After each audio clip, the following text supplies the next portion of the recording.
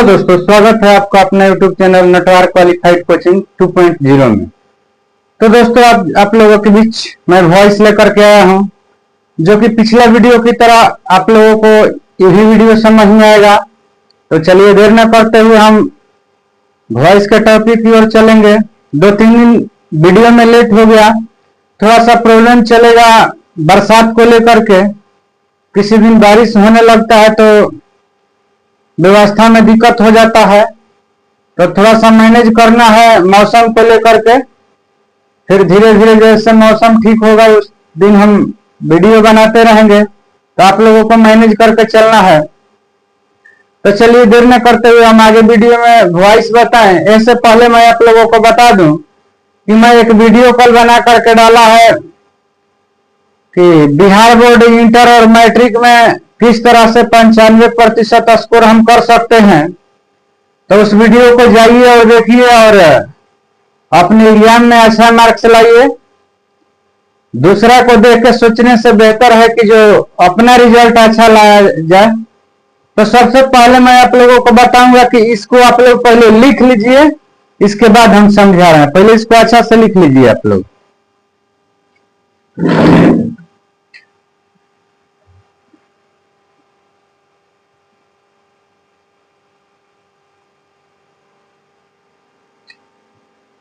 चलिए हो गया।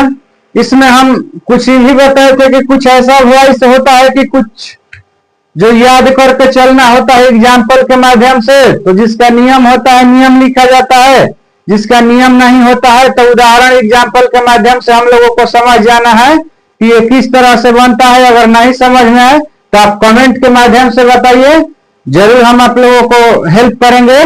और वीडियो को पूरा अंत तक आप लोग देखिएगा, तब जाके वॉइस समझ में आने वाला है। आधा वीडियो से आप हट जाइएगा तो आपका पूरा वीडियो के निचोड़ मिलने वाला नहीं है। तो चलिए देर न करते हुए हम बोर्ड की तरफ चलते हैं।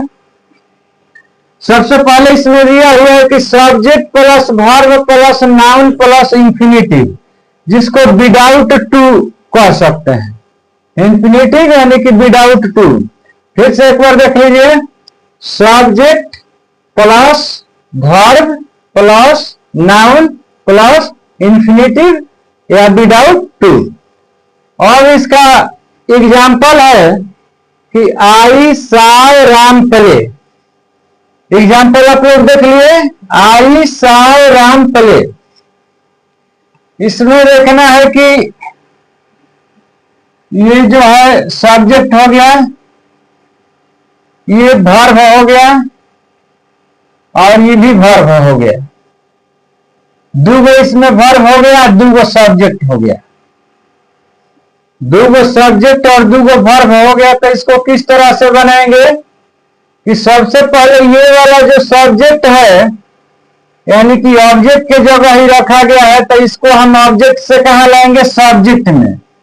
तो ये हो गया राम, इसके साथ ये साव है तो समझना है कि दूसरा रूप में ये साव होता है, सी के दूसरा रूप साव होता है। तो इसमें क्या होगा, वाज होगा, राम वाज। इसके बाद साव के क्या होगा, सिंह होगा। इसके बाद टू, फिर इसके बाद ये है प्ले, और तब लास्ट में क्या होगा, बाइनी। फिर से एक बार आप लोगों को मैं बता दूं कि सबसे पहले इसको लेंगे ऑब्जेक्ट को सब्जेक्ट में। तो ये राम हो गया सब्जेक्ट।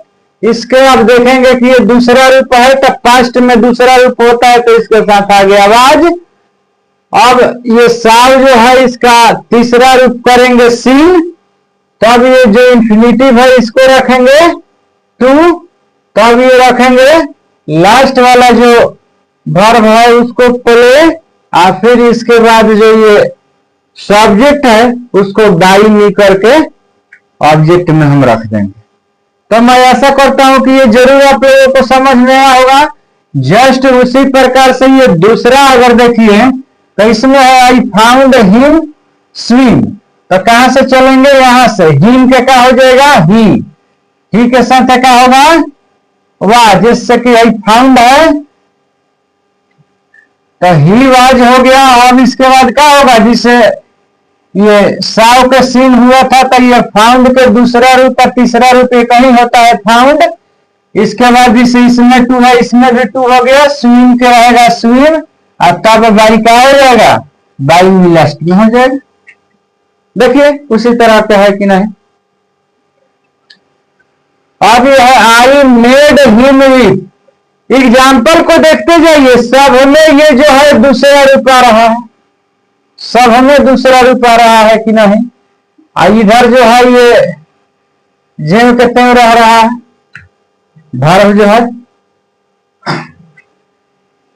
तो इसको भी चलिए, ये हिम है तो हो जाएगा ही, फिर वाज, और फिर ये मेड के तीसरा रूप फिर मेडे होता है, तो मेड हो गया है, और इसके बाद ये क्या हो जाएगा, बाई मी हो जाएगा, ई तरह करके टू बी बाई मी। तो ये वाला नियम जो है समझ में आ गया होगा, इसको नोट कीजिए, और नहीं भी समझ में आया तो कमेंट में बताइए, हम जरूर आप लोगों को बताएंगे। इसको नोट करिए, तब इसके बाद आगे हम समझाते हैं।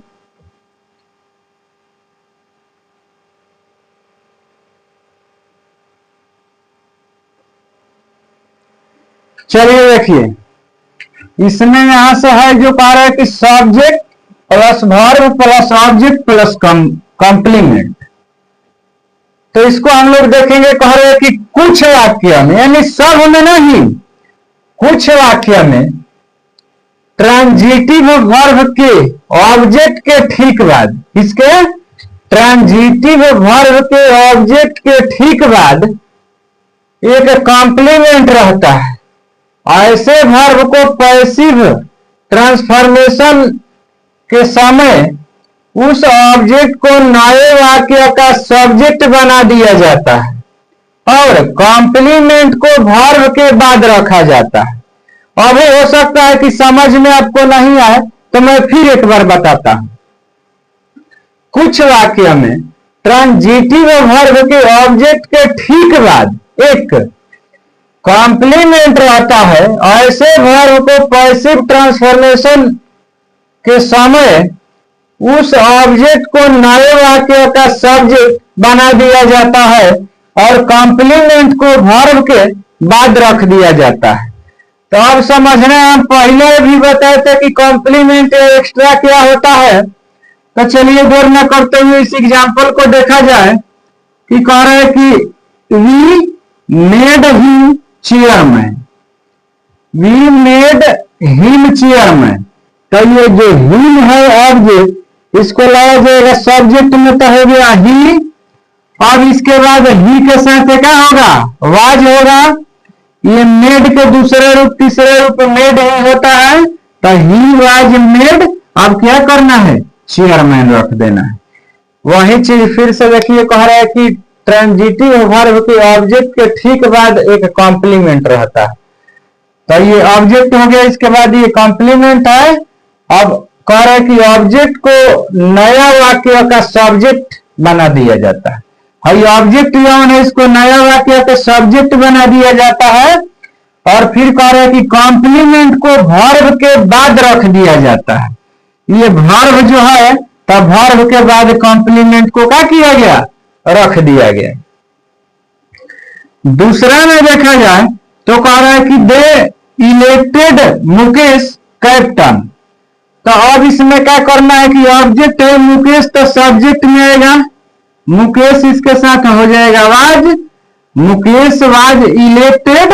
और फिर जो ये कैप्टन है, तो इसके बाद रख दिया जाएगा इलेक्टेड कैप्टन। तो इस तरह से आप लोगों को समझना, ये वॉइस बनता है। और ये जो तीसरा नंबर है, इसमें देखिए ये सब्जेक्ट हो गया, ये वर्ब हो गया, मेन वर्ब कहिए, और ये ऑब्जेक्ट हो गया, और ये आपका एक्स्ट्रा चाहे कॉम्प्लीमेंट हो गया। तो इसी प्रकार से इसको आप लोग कमेंट में बना के बताइए कि आप लोगों को समझ में आया कि नहीं। अगर नहीं आया होगा तो फिर हम समझाने की कोशिश करेंगे, नहीं तो मैं आशा करता हूं कि इतना तक तो जरूर आप लोगों को समझ में आ गया होगा।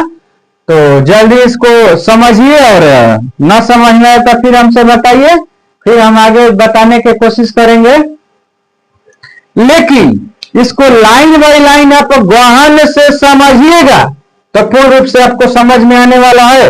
यदि एक बार में आपको समझ में नहीं आता है तो क्या कीजिए कि वीडियो को फिर से पीछा कीजिए, फिर से दोबारा देखिए, इसके बाद पूर्ण रूप से आपको ये वॉइस जो है समझ में आने वाला है। ये स्पेशल रूल का वॉइस चल रहा है तो थोड़ा सा कठिनाई होगा, लेकिन जिसमें कठिनाई होता है वहीं आपको अक्सर पूर्ण रूप से अच्छा से समझ में आता है। इसमें कोई सोचने और संकोच करने की बात नहीं है। तो मैं ऐसा करता हूं कि ये वीडियो जरूर अच्छा लगेगा।